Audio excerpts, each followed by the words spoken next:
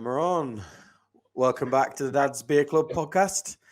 This week, joined all the way from Oklahoma. James, how are you? Doing all right. Good. You're joining me on a rainy evening over in Manchester. But then it's always quite dreary over here, to be completely honest. Well, you guys have in rain all the time. We have in wind all the time. Trust me, I get it. Yeah, I was going to say, what's it like where you are? Right now, it's fairly nice today, but as usual, windy. We average about 20 miles an hour, so anywhere from 20 to 25 kilometers an hour on the wind. Wow. Is that, obviously, I don't really know my American geography too well, but is that where, like, hurricanes and tends to we get the tornadoes in that area? Tornadoes, sorry, yeah. Yeah, we get tornadoes, and they are a trip. They are quite the trip, because growing up where I did, I wasn't, let's run and hide in the storm cellar. It's let's step outside and look at it. You know. Yeah. So it's always like that, when someone puts a hot plate down and says, "Don't touch it," I'm always like, put my hand out just to have a look. You gotta see it. You gotta see it. Yeah, of course. Morbid human curiosity, I guess we can call it. Yeah, I'd be the same. I mean, as long as it wasn't too close, of course. If it was pretty close, I'm ducking for cover for sure. But that's what happens. So, look, James, appreciate you coming on, mate. Thank you for giving me a couple of hours on a Sunday. Of course. One of the things we always do right at the beginning is just dive back to the start. So, what was life like growing up for you? What was your relationship like with your dad? Was he about? What was the relationship like? That sort of stuff. So, growing up, I grew up in a very unique situation. So my parents met when my mom was an undergrad and my dad was a graduate student in the 70s. Okay. So, and they got married in 79, and they were finally able to have me. My mom had endometriosis, and so she finally got it. Sorry, James, just because we don't really have that here. So what would be the difference in age between an undergraduate and a graduate? So my dad took breaks in between college. So his, when he was doing his graduate degree, when he and my mom met, he was 33 and she was 20. My parents are 12.5 years apart. Okay. And my dad worked in rodeo and retired from rodeo in 1995 at the age of 51. And then the next year, when he was almost 52, I was born. And so I grew up in this unique situation where, my mom was very much, at the start of middle age when I was a kid, and my father, by the time I was 3, could order off the seniors menu at any restaurant we went to. So it was always unique growing up. I always had a great relationship with him, at least growing up, especially because, I hear all these stories from his rodeo days and things like that, because for the non-American viewers who have seen rodeo, my dad was a rodeo clown. He did the bullfighting and was in the barrel and saving the cowboy and being the funny man. Yeah, he beat his body all to hell, but he's got some amazing stories. And so I grew up with knowing all of those stories and everything else. But one of the most unique things about growing up was how many people would ask me, "Oh, are you out with Grandpa today?" Because my dad's hair was white blonde for his entire life, and then it got darker and silvered as he got older. And so by the time I was, about 4 or 5, he was gray-headed completely, and he's got this big burly mustache. So people thought I was out with Grandpa, and I always found that a little weird, but because to me that's my dad. So to me it's no different than someone like my daughter would be. With me being just shy of 25. Yep. But we had a good relationship. And I mean, like a lot of typical home life goes, it has ups and downs. I had a great relationship with him when I was little, and then I got to be a teenager and I got angsty. And so that caused a lot of issues, because once you hit that point, the big thing that my mom highlighted to me was, you start to see your parents not as the superhumans that you think they are when you're younger. You start to see them as humans. Now, they might be humans with exceptional stories, but they're still humans.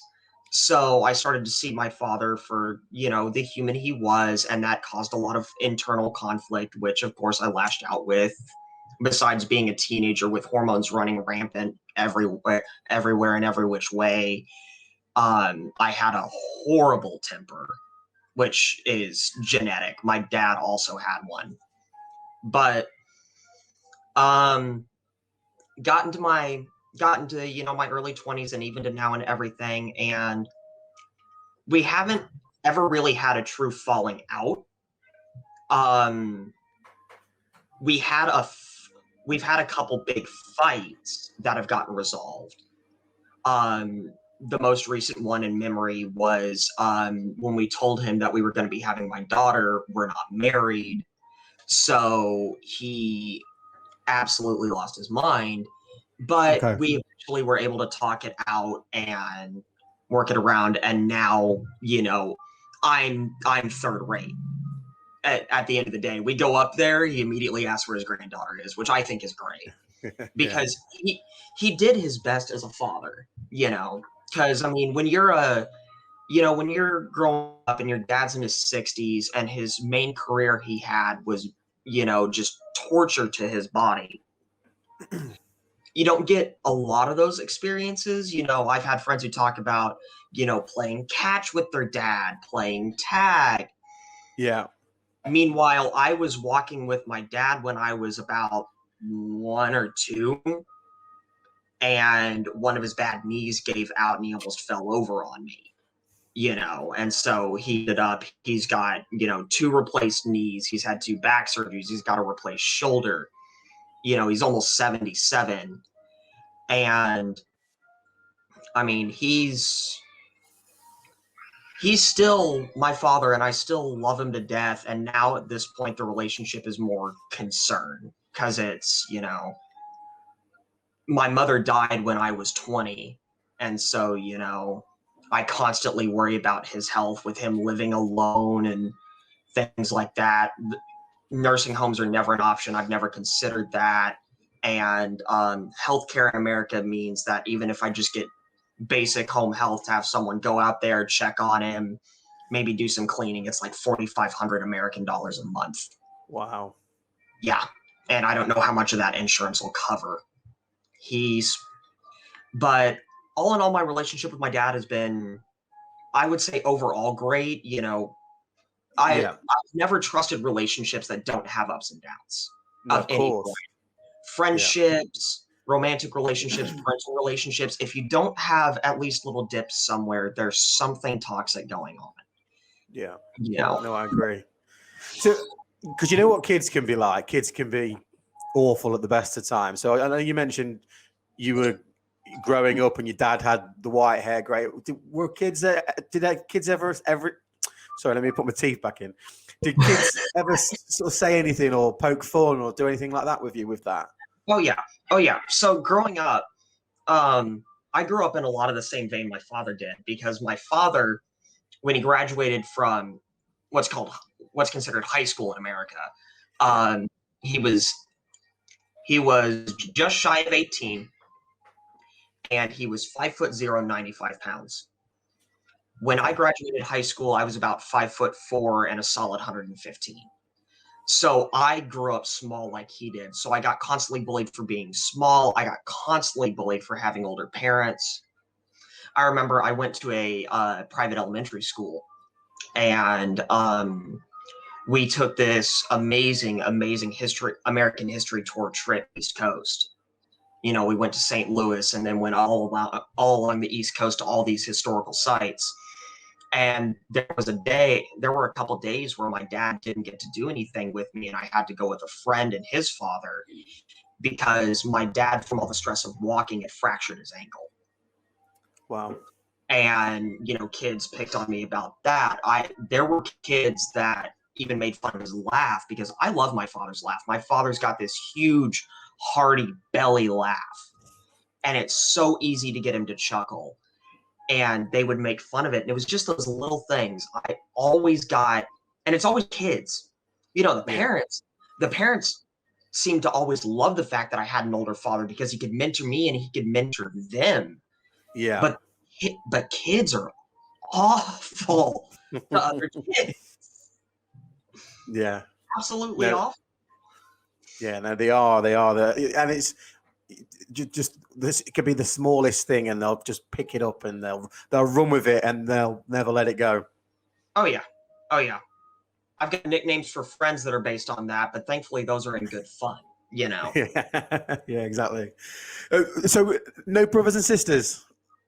Nope. Nope. Technically one. So my dad back in the 80s, his secondary career in terms of a long-term career was being a teacher. And my mom back in the 80s moved out to the Navajo reservation over in New Mexico. And he had a student who preferred staying with my mom and dad over staying with her parents. And so, I have a foster sister. I don't know whether she was formally adopted. All I know is the age difference is hilarious, and my dad specifically carries around a wallet-sized photo of us when we did a family shoot because when I was a year old, she graduated from college, and Right. so there's this huge disparity because there's a picture of the two kids, and here's this 22-year-old 5 foot nothing Native American woman, and then this little white baby about this long. Smiling at the camera. And so, I have a sister, but in terms of like growing up, I always called her sis or sissy, at least when I was little. But in terms of growing up with a sibling, the closest I got with that part was my niece, because my niece is only 3 years younger than me. Well, okay. Okay. So, and in terms of your parents' family, was it quite a small family, or were they No, all were they a bigger family as well? relatively small, very diverse family. My dad's side of the family, my grandfather had 7 or 8 siblings, Okay. and on my mom's side, my grandmother just had herself and my great aunt. And Okay. so my dad has this smorgasbord of cousins. Meanwhile, on my mom's side, her only 2 cousins, both of them don't have any children. So Okay. I'm the last one on that side. And then my mom has a brother as well. He doesn't have any children. But on my dad's side, counting my foster sister, there's 6 of us first cousins. Each, Okay. my grandparents had 3 kids, and then each of them had 2. And then in terms of all of us second cousins, in terms of all the weird cousins, like my cousin's kids, because I was obviously the late bloomer, I was the odd one out. All of them were out of college or married with kids or something to that regard when I was born. And most of my family on my dad's side is contained down in this area of the United States. My mom's family is a little all over, mostly up in Ohio and the northern part of the country. I was gonna say I will come on to this in a little bit, but do you think for what you went through in terms of having an older parent had any bearing on you having a child when you're young? Because you're a young man now, right? Oh yeah. I would say it definitely had some bearing on it, because at the end of the day, I only ever knew my grandmothers. Both of my grandfathers died before I was born. They both died in the early 1980s. And so, I never knew my grandfathers. And so that's why I think that's part of the reason why my dad ended up being so accepting and why it didn't take me long to come to terms with the fact that I was being a father is I never got a grandpa. But Melody's going to. Now, she's not going to get a grandma from me because my mother passed away when I was 20, but she's still going to get a grandpa, and I want her to have that bond. My dad constantly says that he just wants to make it to where she's old enough to remember him. Yeah.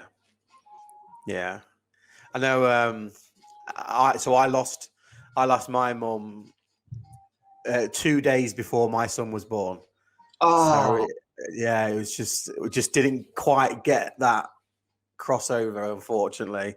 So the best we'll get is sort of photos and stuff, but it's not the same, is it? no, no. And I mean, she, as soon as we go to see my dad, she doesn't want anything to do with me. She doesn't want anything to do with her mother unless she's hungry. She wants to be with Papa. And Yeah. it's the greatest thing because she's, only almost 5 months old. And she's still got that attachment to him immediately. No, that's good. That's good, isn't it? Oh, yeah. So look, growing up, going into your teens, leaving school, what's life like for a young man where you grew up? Where I grew up, life for a young man, once I got out of elementary school, and got actually into middle and high school here in America, I didn't transfer.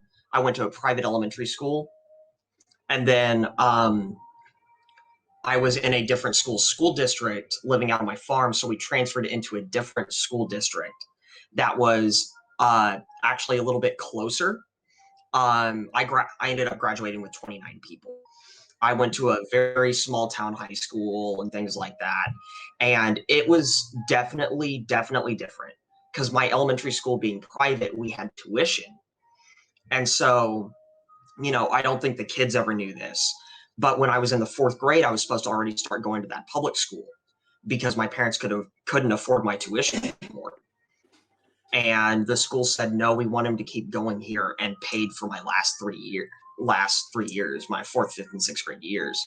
So I went from that demographic of, very upper middle class or true middle class or upper class, parents in terms of income and everything, to a school where, I had all walks of life growing up there, really getting into my developmental years. Um, all walks of life. I had, friends who were, who had single parents. I had friends who were adopted. I had friends who, came from all walks of life. And that was a lot. I think that actually helped me a lot. Growing up in that demographic is really great, especially when not only can I know everyone in my graduating class by name, Yeah. but my graduating class is big enough that I don't have to be friends with all of them. No. And so, what was that like going to so elementary to high school? I assume was a bigger it was a bigger school than the 29 people that you mentioned Oh no, previously. no. So elementary school in America is a little weird. Elementary technically counts through eighth grade. When I started middle school, because there's three schools in America. You've got the elementary, you've got the middle or junior, and then the high school. And so I did my junior and high school in that 29 person graduating class. Wow. Okay. Yeah. Okay. America's education system is confusing, I know. Yeah. You too.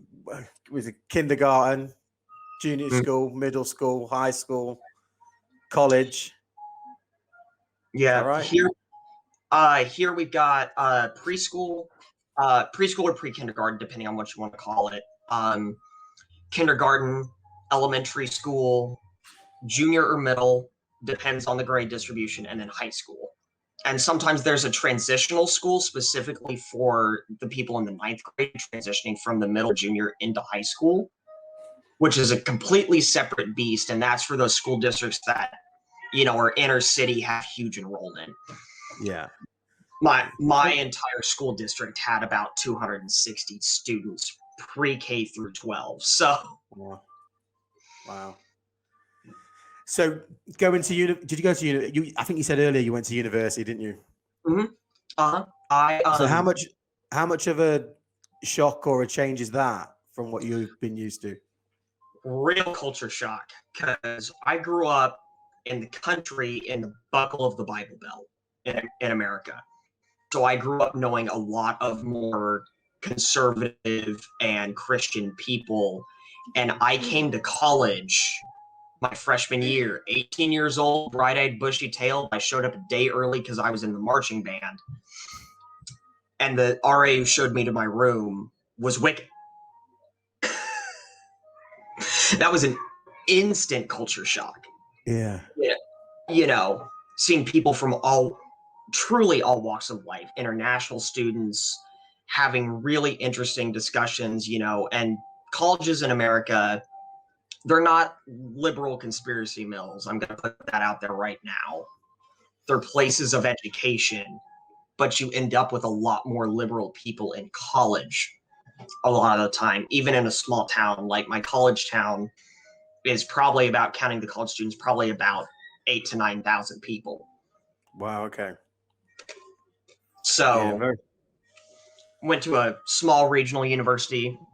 I started off as a pre-pharmacy major because right now my college has the top pharmacy school in the nation. And then organic chemistry kicked me half to death, so I changed my major a couple times and settled on mathematics with a minor in music. Okay. So, obviously coming from a relatively small family, did you always know that you wanted to have kids? And if so, did you always want to have a bigger family, or was you sort of content with the repeating what you've grown up with? It's a weird dichotomy. I always wanted kids. Ever since I was old enough to really understand relationships, I had always wanted kids. You know, my own biologically as well as adoption. Yeah. And so, you know, coming to that point of, you know, saying, oh, well, you know, I want kids. How many do I want?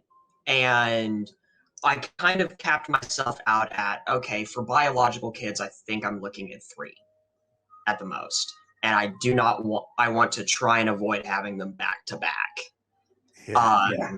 And then, you know, if I want to adopt or foster, absolutely. I'll make my family as big as possible if it means a kid gets a loving home, you know? Yeah.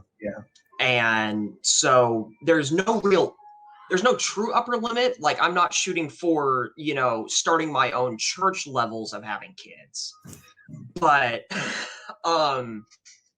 I definitely wouldn't mind a bigger family. It's something my fiance and I have discussed because she grew up with a lot bigger family. Yeah. And so it's something she and I have discussed of, you know, having 2 or 3 biological children and then adopting. Yeah. You know, just as many kids as the state will let us, basically. And that's a good thing, because we have the same problem here. There are so many kids that need a home, and you know, plenty of people could adopt and probably should do. I mean, my mum was adopted as a kid, so it's always been something that I've always quite liked, thought I would quite like to do, to sort of repeat that. Well, and I almost want to do it sort of as an honor dad, because my parents actually tried to adopt before my sister had moved in with them. And because of my dad's age difference with my mother, because my dad, you know, they got married when he was 35. So by the time the 80s rolled around, he was in his 40s. And so the youngest kid they would let him adopt was about 14 or 15 in Oklahoma. Okay. And he and mom always wanted a baby. They didn't, you know, they had no problem with raising a teenager, as is evidence based on my sister, but they wanted to raise a baby and they thought they weren't going to get to. And the state just flat out told them, you can't. Sorry. You can't adopt a baby. Because of age? Yep, because of age.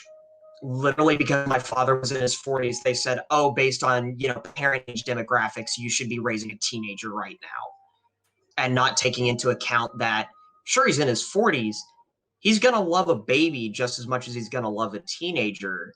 And, you know, he always wanted to raise a baby, you know, raise a child. And that's why, you know, they were they eventually had me. It took a good OBGYN, but they didn't think they were going to ever have me. Right. And so, they said, well, we would like to adopt an infant and raise that child as our own. Don't want to have to undo any possibly poor learned behaviors, because my dad was a teacher, and I feel like, and I don't mean this in a bad way, I don't know whether any of his logic was he was dealing with teenagers all day and didn't want to come home to one. Because I can't fault him on that one. I am dreading when my daughter hits the teenage years. Like that much. Yeah. My boy's, he's 3 in May, but he's already acting like a teenager.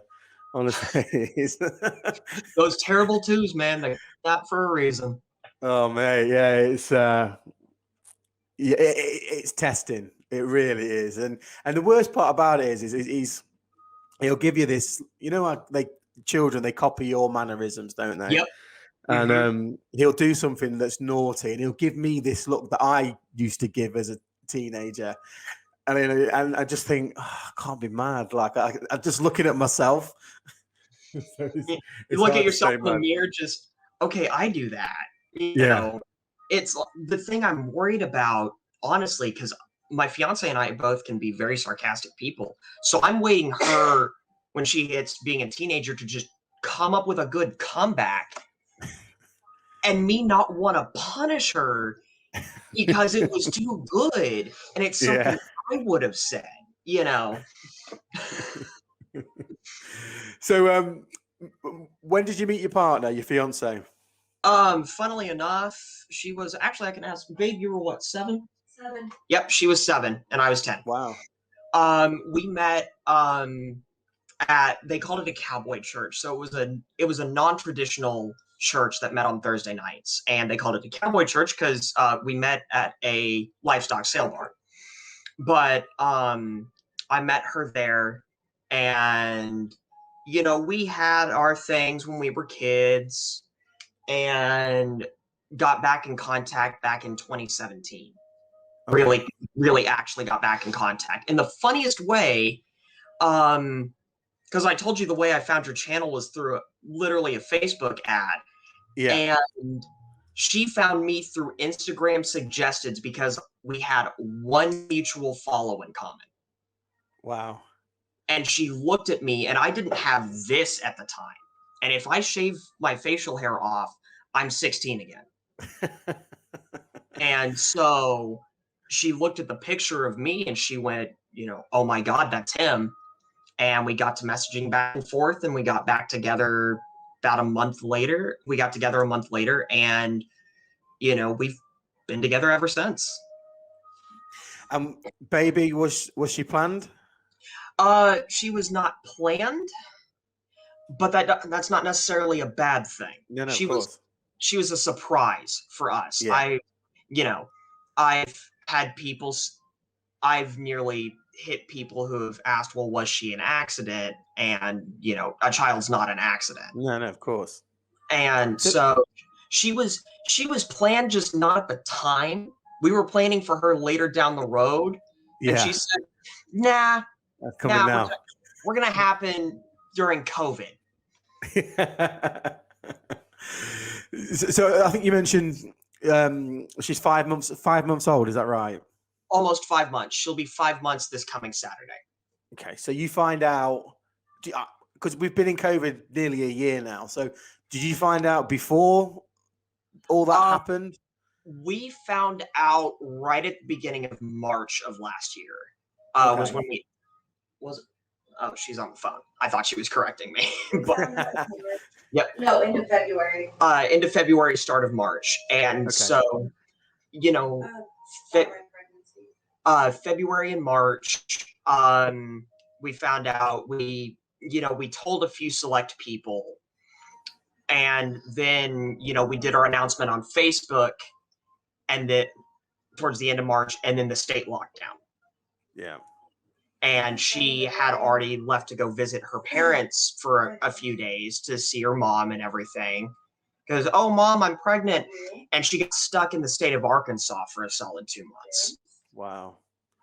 And Wow. So I how pregnant is she at that point? she was about 4 or 5 months at that point. Okay. So And you've had you've had the scans and all that sort of stuff at that point. Yep. Yeah. Yeah. Okay. And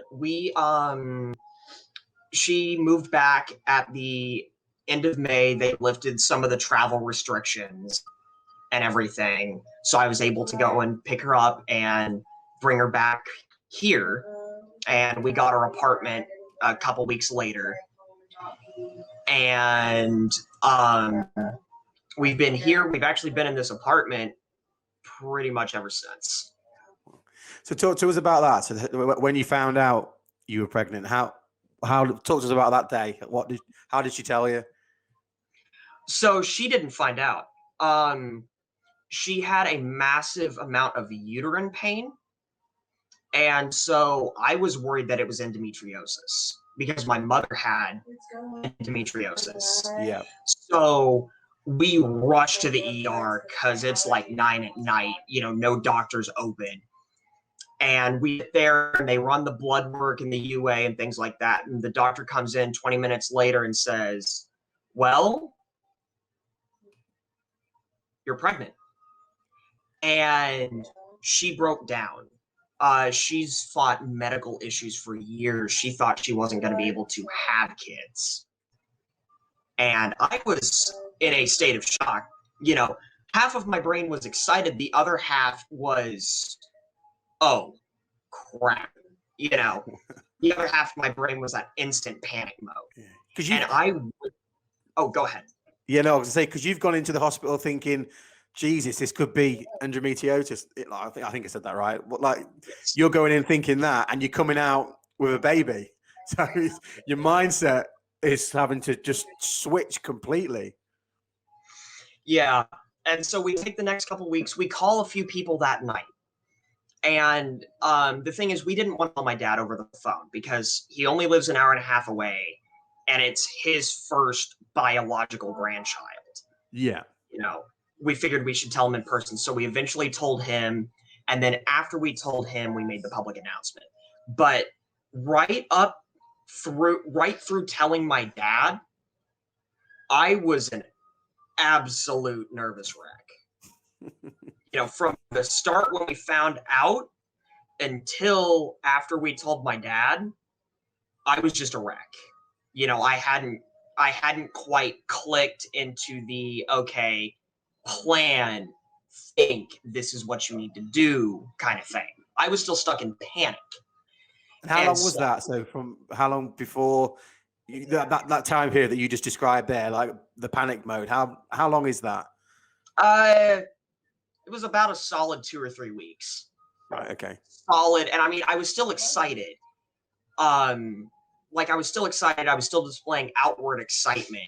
But if I settled down from doing anything for more than 5 minutes, instant intrusive thoughts.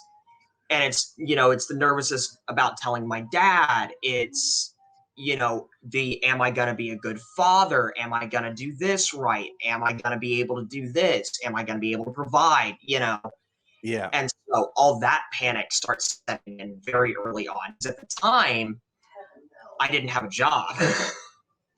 We were living with a friend of mine. I had just quit my job the previous January to try to move on to something else, fell through, ended up not getting another job until May, where I just returned to the old job. Right. Okay. Decent pay for the area, but I ended up returning. And then once we got past that, and especially once that little stint of her being stuck in Arkansas was over, and she was back here, it got a lot better. I was staying with a friend of mine, and she was staying with a different friend of ours because the friend I was staying with, the house he had didn't have really suitable living conditions. The roof leaked. It didn't have any sort of central air control and things like that. And in Oklahoma, it gets hot, in March. So, she was staying with another friend. And I mean, as soon as she got back, it was instant, it was just instant. Okay, I start my job back on May 18th. and we have to be moved out by the first. I have to be, moved out of my friend's place by the 1st of June. We find an apartment in a week. We get everything paid in a week, and we move in less than a month. We have everything moved in by Memorial Day in America, which is the last Monday in May. Right. Okay. We have everything moved in and we're settled. And he let us prorate our rent because we moved in during the last week. So we paid like $50 worth of rent and then paid the security deposit. And it's just been going from there. Been in this apartment. It's not bad.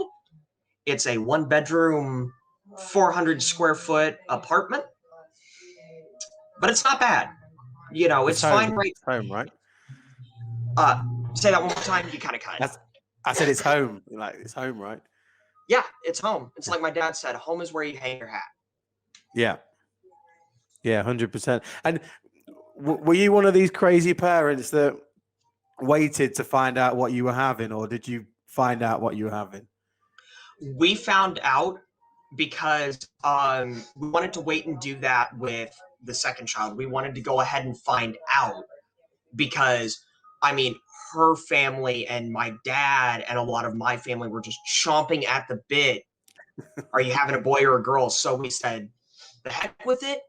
We've already decided on the names, which names we're going to go with, whether it's a boy or a girl. Yeah. Just tell us, That and gender reveals cost money to plan. So we figured, we were already having the baby shower in a few weeks. There's no point to do a gender reveal and then go straight into a baby shower. Yeah. Yeah. We actually paid early. We actually paid to find out early what ours was. Names wise, was that an easy decision? You said that you already had the names picked out, but were you in both agreement on that or not?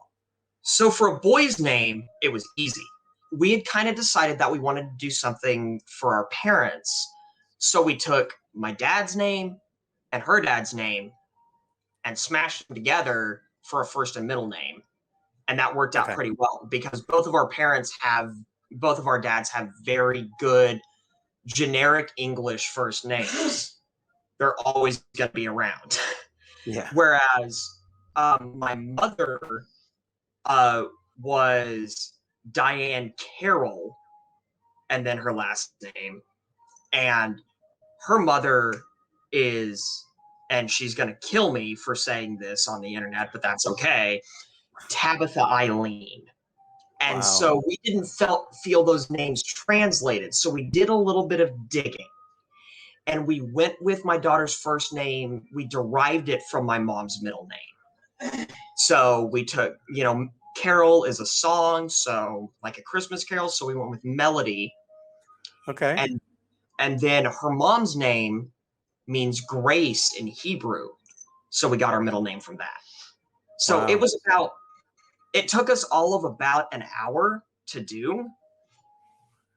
But once we decided on those names, those were the names. And if we ended up with twins, we were just going to roll with it. We had a bit of a panic, so we didn't agree at all, and then we finally agreed on Luca. Oh, I love that. Well, we didn't like it in the end. Oh no! So we have this TV program over here. I'm fairly sure you've not got it over there, but it's called Peaky Blinders. I know about Peaky Blinders. Oh, you know Peaky Blinders? I know Peaky Blinders. Well, okay. So in one of the last seasons, it might have been the season before last, they were getting involved with the American Mafia, and it was the main guy was called Luca Tancredi, and we'd already decided on Luca at this point, but we were watching this program every week. It was like Luca, and we were like, yeah, we don't really like Luca anymore. Burn the name out. Yeah, exactly. So we had this panic where we were like, right, what's he going to be called? And we didn't agree at all. And actually, we settled on Leo, but we don't agree on that because my wife hates Leonardo, but she likes Leo. So His full name is Leonardo. She'll call him Leo. I call him Nardo. I love that. That's a great workaround. My name was apparently fairly easy for my parents because my first name is my dad's first name. Half of my middle name is my maternal grandfather's first name. And then they were trying to decide, they wanted to do kind of a special thing and give me two middle names. And they couldn't decide on the second middle name because I had a great uncle who died in the siege on Guam. And then two of one of my dad's foster brothers had the name Robert. And then, and the uncle was Ralph. And then my godfather's name is Richard. And so they couldn't decide on which one of the three R's to use. So they said, the heck with it, just put an R there. So your middle name's R? Yeah, my middle name is David R. Wow. Fun little history fact. Harry S. Truman is the same way. Harry S. Truman's middle name is the letter S. Because they couldn't decide, or yeah. His parents argued which grandfather he should be named after, and they both had a first name that started with S. Do you know, I've got a friend who lives in Houston, and I was over there the year before all this nonsense kicked off, you know, when we could travel. And I was in this bar one night, and I got talking to one of the barmaids, and I was like, oh, what's your name? She said, oh, my name's Liam. And I was like, Liam? And I was like, did you used to be a bloke? Like, well, she's like, no, basically, my dad really wanted a boy. They picked the name Liam, and when they had a girl, they were like, we're still going to call you Liam.